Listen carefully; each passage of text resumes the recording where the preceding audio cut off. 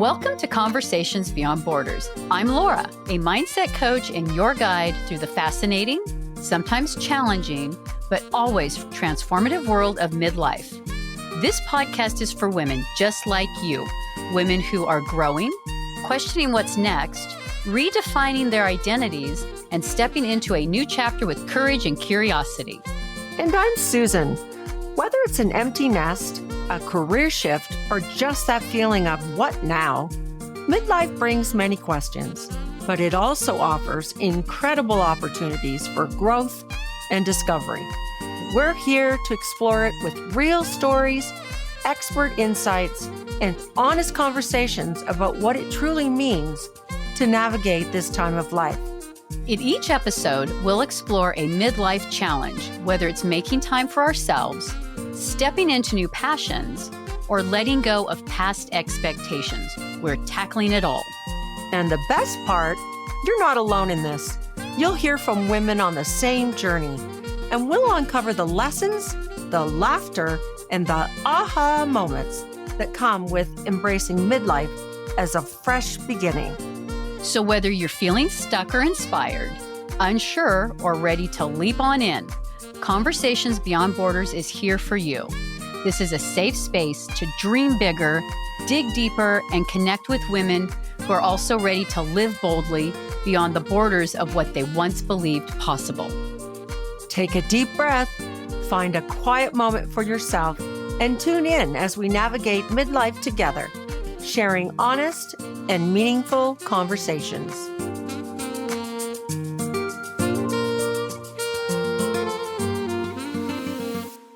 Welcome back to Conversations Beyond Borders. In our last episode, we explored the weight of negative emotions, the feelings of disconnection, uncertainty, and doubt that often creep in during significant life transitions. And we talked about how easy it is to push those feelings aside or try to outrun them, but ignoring them doesn't make them go away. If anything, it just makes them louder. Oh, exactly. So today, we'll take the next step. What happens when we face those emotions instead of avoiding them? How do we overcome the discomfort and become stronger on the other side? And it's not easy. Facing those emotions means sitting with the discomfort, and that's something most of us would rather avoid. But here's the thing. When we stop running and actually lean into those feelings, we give ourselves a chance to understand them. And that understanding is what helps us move forward, not just pushing through, but growing in the process. And one of the biggest challenges in this process is dealing with the emptiness that can follow when the old version of our life no longer fits, but the new one hasn't fully taken shape yet. In this episode, we'll dive into what it means to confront the void, that feeling of emptiness or existential anxiety that can show up when life as we knew it suddenly shifts. We'll also discuss challenging negative thought patterns that can keep us stuck. And Laura, just as significantly, how seeking connection with others can help us regain our footing. Because let's be honest, navigating change alone is tough, but surrounding ourselves with the right people can make all the difference. Oh, Susan, yes, it can. Plus, we'll explore what it means to rediscover ourselves, our values, our purpose, and who we are beyond the roles we've played in the past. I love it. This episode is for you if you've ever felt lost during a big life transition. Let's unpack what it means to sit with discomfort, shift our perspective, and find strength in solitude and connection. Ready to take the next step? Let's get started.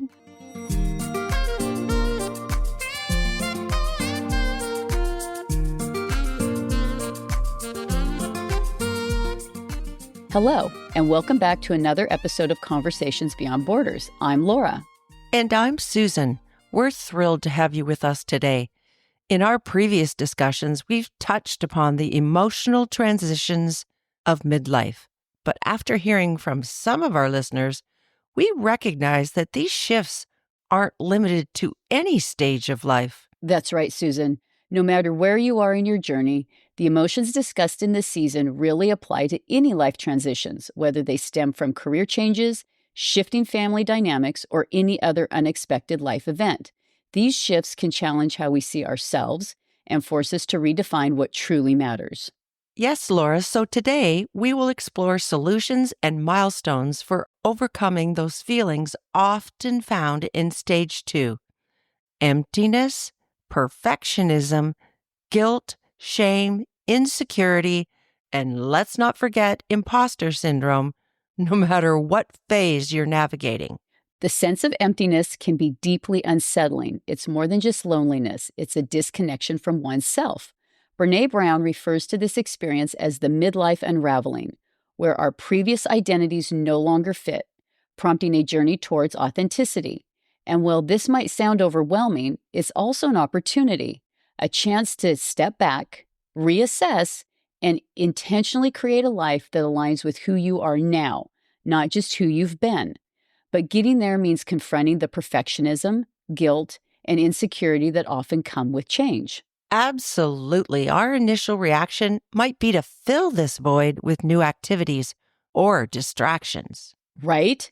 Sometimes we try to fill that void with work, fitness, or shopping, keeping ourselves busy so we don't have to sit with those emotions. Other times, we might turn to more destructive coping mechanisms like excessive drinking or substance use just to numb the discomfort. I personally was a shopper. Susan, what about you? How did you feel the void?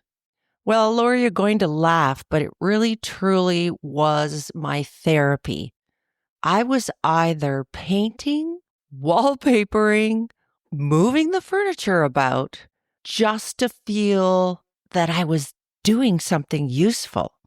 However, Brene Brown emphasizes the importance of embracing vulnerability and confronting these feelings head on. By doing so, we can understand our actual needs and desires.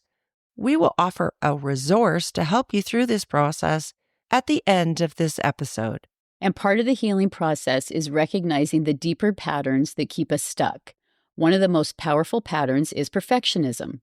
It often emerges alongside feelings of insecurity or fear.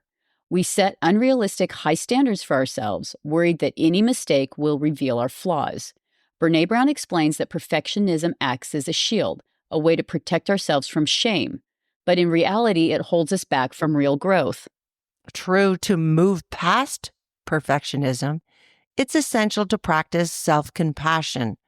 Recognize that mistakes are a natural part of life and opportunities for learning. Embracing our imperfections allows us to connect more deeply with ourselves and others. I was definitely trapped by perfectionism in my first marriage. There were all these familial and societal expectations that weighed very heavy on me. I felt like I had to be the perfect wife, mother, and homemaker, keeping a flawless home, a perfectly manicured yard, and maintaining a sense of harmony in the family, no matter the cost, became my constant focus. The pressure was unbearable at times, and I remember feeling like I was running on empty, trying to meet these impossible standards.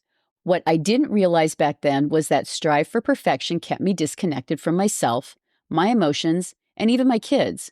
I was so consumed with keeping up appearances that I lost sight of what truly mattered. And when things don't go according to plan, I was left with a heavy sense of guilt and shame. These emotions were part of the cycle: guilt for not meeting those expectations and shame for feeling like I wasn't good enough. It's something many of us experience, especially during the times of transition.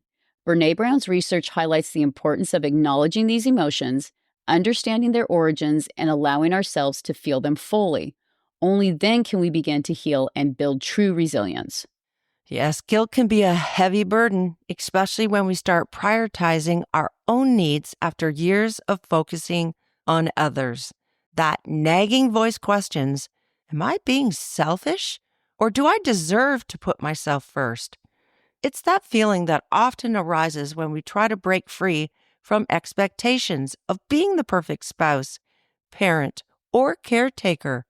For so long, we're conditioned to place others' needs ahead of our own. And when we finally take time for ourselves, it can feel like we're doing something wrong. But Laura, as you mentioned, this guilt is a deeply ingrained part of our emotional landscape.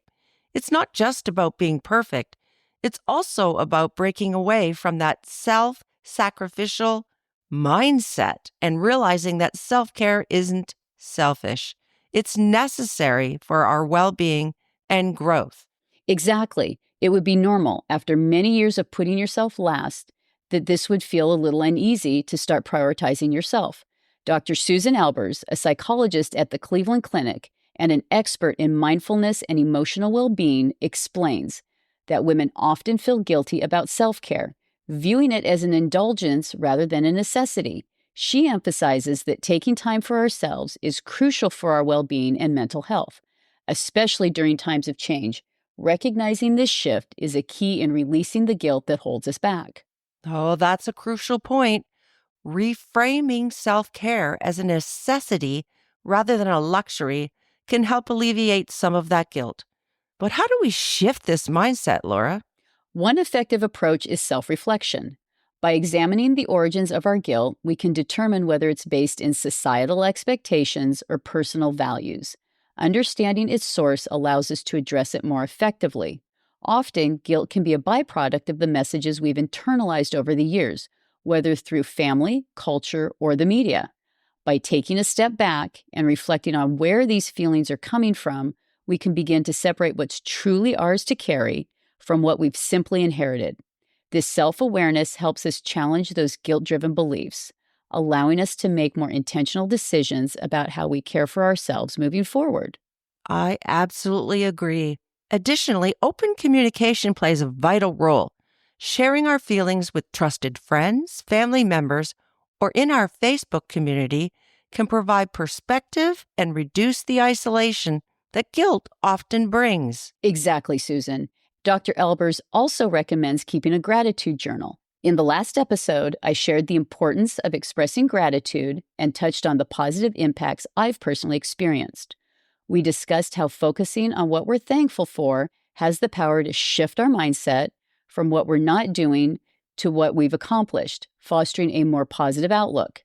Starting with a simple 5-minute daily practice is a great way to begin your gratitude journey, as any form of gratitude can profoundly impact our well-being and help us navigate challenges with a more resilient mindset.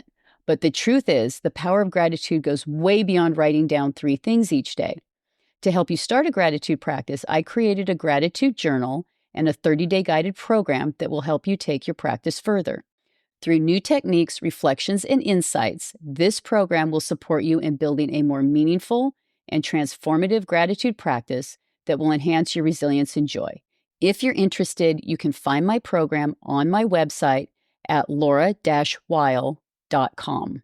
Oh, I can personally attest to the transformative power of gratitude journaling. Laura, your dedication to this practice is truly inspiring. How you've embraced gratitude has enriched your life and is a beacon for others looking to find positivity in their daily experiences. Thank you, Susan. But once I started to feel and see the positive impacts, I became a little bit obsessed in seeing how far I could use gratitude to reach other people. It's truly been fun trying to offer joy in unexpected moments, making others feel seen, valued, and appreciated in ways they may not have expected but deeply needed. It really has taken on a life of its own. And that's such an important point, Laura. By embracing gratitude, we can begin to shift our mindset and our expectations. Building on that, we can be more compassionate towards ourselves by avoiding unrealistic standards. Instead of beating ourselves up over what's not being done, we can focus on setting achievable goals that nurture our well-being without adding pressure. Building on that, we are more compassionate to ourselves when we do not set unrealistic expectations. Instead, we can alleviate feelings of inadequacy by setting appropriate and manageable goals. Oh, I stressed as a stay-at-home mom over the need to be a super mom in all ways, just to compensate for the fact that I may not have felt I was contributing to society and not bringing home the money. I was the chef, the chauffeur, the room mom, PTO president, book fair chair, snack mom to any sport they played, nurse, and tutor. And yet, I still felt less than. Oh, Susan, I know exactly how that feels. I too felt the constant pressure to be the supermom in all areas. trying to make up for the fact that I wasn't contributing financially. Society often holds up working parents as the standard, and as a stay-at-home mom, those societal expectations made me feel like I wasn't doing enough. I had this constant need to prove my own worth. It's this feeling of not measuring up because you're not contributing the way society values, with a paycheck. What I didn't realize at the time was that I was setting unrealistic expectations for myself, believing that I had to do it all. And that's when the self-doubt can creep in. When we set unrealistic expectations, we create the foundation for failure rather than success. If our expectations are too high or unrealistic, we risk disappointment and self-doubt, which can lead to feelings of impostor syndrome, the belief that we're not truly deserving of our accomplishments or that we're frauds despite everything we're doing. I have heard that term used frequently in women's circles. Oh, Susan, me too. It makes sense any feelings of imposter syndrome would intensify during a midlife transition, making us question our worth and abilities. I recently learned about a judge, Jacqueline Gleason, who has spoken about her struggles with imposter syndrome. She's a freaking judge. So if she can succumb to imposter syndrome, I think the rest of us can give ourselves more grace when we feel ourselves feeling the same way. She's offered her wisdom in managing these feelings by emphasizing the importance of acknowledging these feelings and seeking support to overcome them. Building connections with others who share similar experiences can be incredibly validating. When we share our stories, we dismantle the power of any shame and remind ourselves that we're not alone. Shame is like a disease that breeds in the dark, but once we can shine light on it, we can take away its power. Yes, Laura, bring on the light. As a recap, we've delved into the profound sense of emptiness many women encounter during midlife transition, especially as their roles evolve. This void often leads to feelings of disconnection and uncertainty. However, women can cultivate a renewed sense of purpose and connection by confronting these emotions directly, engaging in self-reflection, practicing gratitude, and connecting with like-minded communities. Before transitioning into segment 2, we invite you to reflect on how societal expectations have influenced your decisions. Consider whether becoming aware of these influences can empower you to make changes aligned with your true self. We encourage you to share your insights in your workbook and share experiences in our Facebook community, where your journey can inspire and support others facing similar challenges.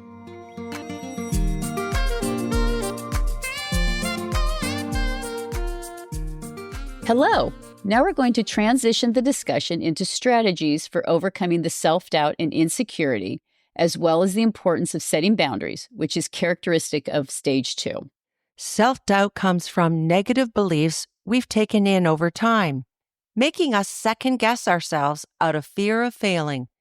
This can lead to self-sabotage, where we create obstacles or make excuses to avoid facing our own insecurities. As a midlife woman, we might dream of starting our own business. Sound familiar, Laura? Maybe just a little bit. We might have told ourselves we were too busy or not tech-savvy enough. Deep down, we probably feared failure or worried about what others would think if things didn't work out. Sound familiar, Laura? It does. We could have easily given up at any point. While we've had a lot of fun in the process, we've also faced our fair share of anxieties and fears. But we found overcoming self-doubt was essential to challenge our negative beliefs. We had to remind each other often that we were capable of pushing through and that we weren't alone in this journey.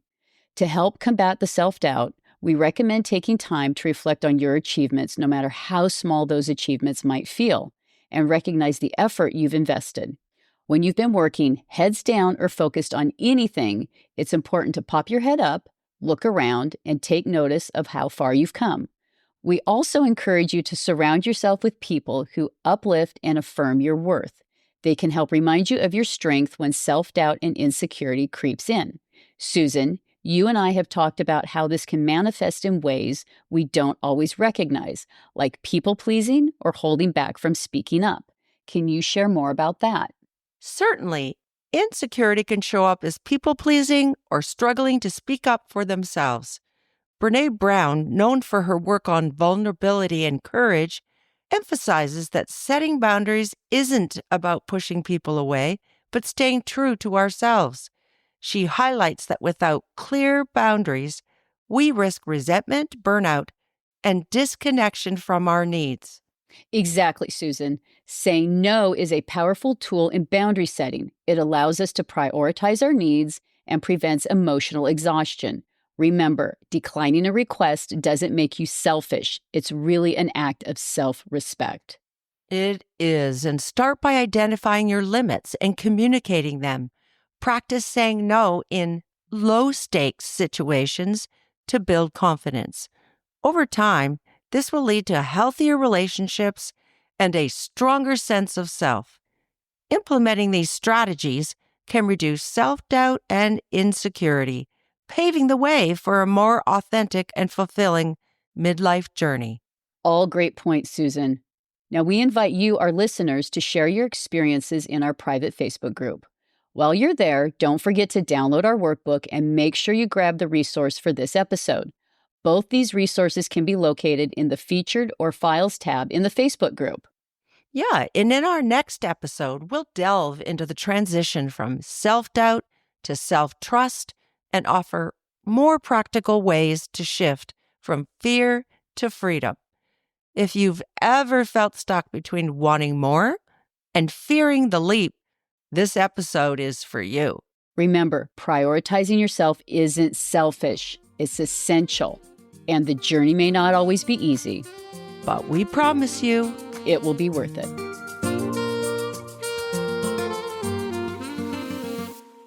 Now, here is some of the legal stuff.